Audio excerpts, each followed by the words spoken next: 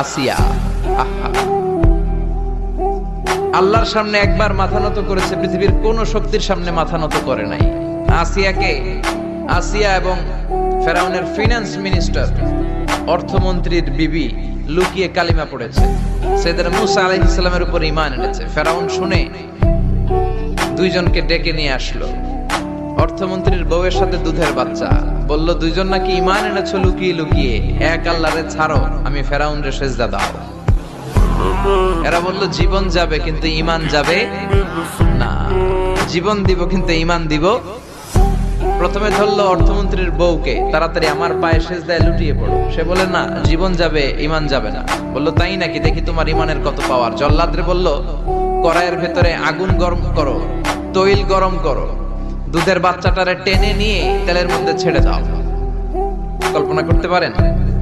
দুধের বাচ্চাকে মায়ের বুক থেকে ছিনিয়ে নিয়ে তেলের মধ্যে ফালাচ্ছে, বাচ্চাটা রোস্ট হয়ে যাচ্ছে, আর বাচ্চাটা বড় মানুষের মতো মাকে বলছে, মা চিন্তার কারণ নাই, এটা উত্তপ্ত তেল নয়, এটা জান্নাতের বাগান।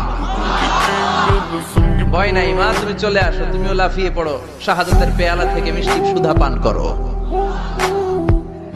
মহিলার ঈমান আরো বেড়ে গেল। সে বলল আমি, জীবন যাবে ঈমান যাবে। ফেরাউন বলল তোর ঈমান কত আমি দেখে নেব। এই মহিলাটাকেও উত্তপ্ত তেলের মধ্যে ছেড়ে দেয়। বাকি রইল ফেরাউনের বউ আসিয়া। আসিয়ারে ফেরাউন বলল, আসিয়া এক আল্লাহর ইবাদত ছাড়ো, আমারে সেজদা দাও। আসিয়ারও এক কথা, জীবন দিব ঈমান দিব। ফেরাউন বলে আসিয়া তোরে উলঙ্গ করব, বউ হয়েছিস, আই ডোন্ট কেয়ার। হাজার হাজার মানুষের সামনে নিজের বউকে উলঙ্গ করলো।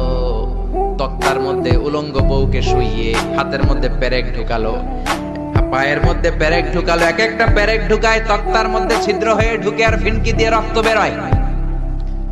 আসিয়া চিৎকারে মারে।